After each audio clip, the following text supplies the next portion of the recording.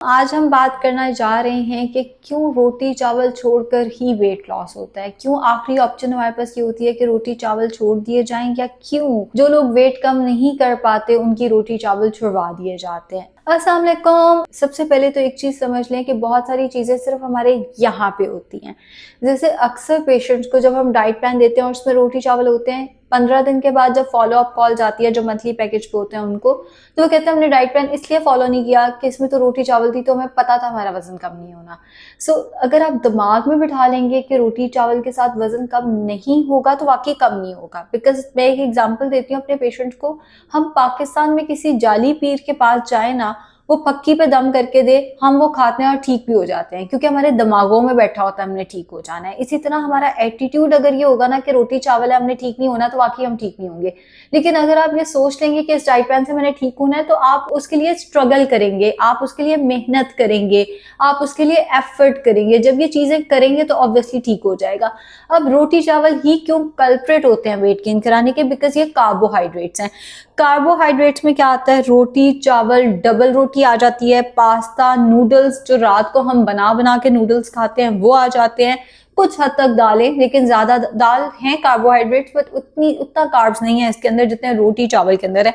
जितने हमारे पास दलिए हैं, जौ का दलिया, ओट्स यानी जई का दलिया, जितने हमारे पास सीरियल्स हैं, जितने पैकेट की अशियां, ये सारी की सारी कार्बोहाइड्रेट्स के अंदर आती हैं।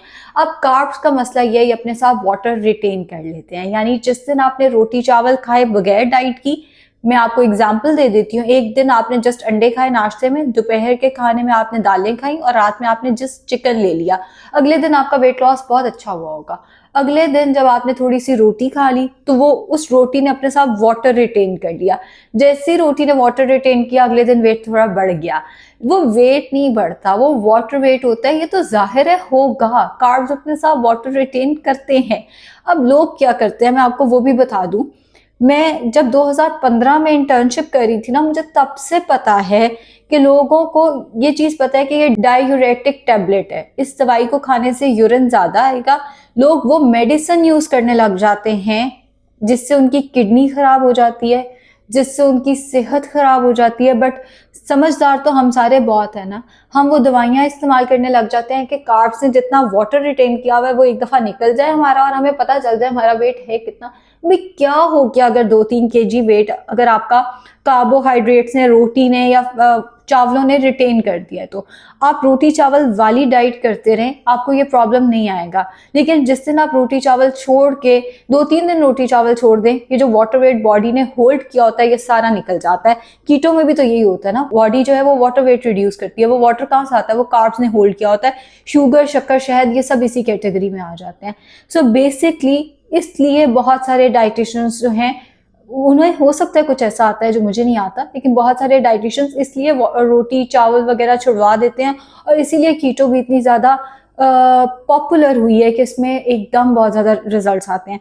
बट प्रॉब्लम क्या है? हम एशिया में रहते हैं, हम पाकिस्तान में रहते हैं। कैसे हो सकता है आप पूरी उम्र के लिए कार्ब्स छोड़ दें? कैसे हो सकता है आप किसी के घर जाएंगे, वो आपको जूस नहीं देगा, वो आपको बिस्किट नहीं देगा, वो आपको कोई केक नहीं देगा?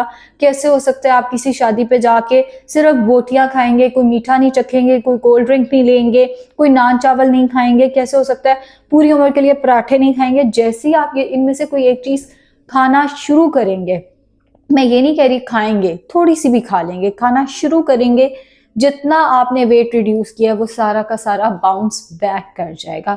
तो कार्बोहाइड्रेट्स यानी रोटी चावल को छोड़ना एक ऑप्शन है, मगर ये सस्टेनेबल पूरी उम्र नहीं कर सकते। कभी कभी कर लिया करें, एक दिन रोटी खा ली अगले दिन छोड़ दी, एक दिन खा ली एक दिन छोड़ दी। ऐसे केस में 15 दिन के बाद वेट लॉस प्रोग्रेस चेक करनी है।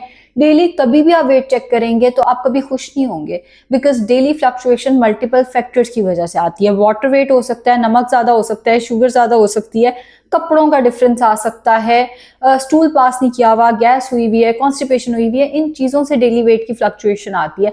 तो डेली वेट तो आपको कभी भी सही पता चलता ही नहीं है। तो बेहतर यह है कि वेट हमेशा 15 दिन बाद चेक करें। रोटी चावल मत छोड़ें प्लीज। शुक्रिया।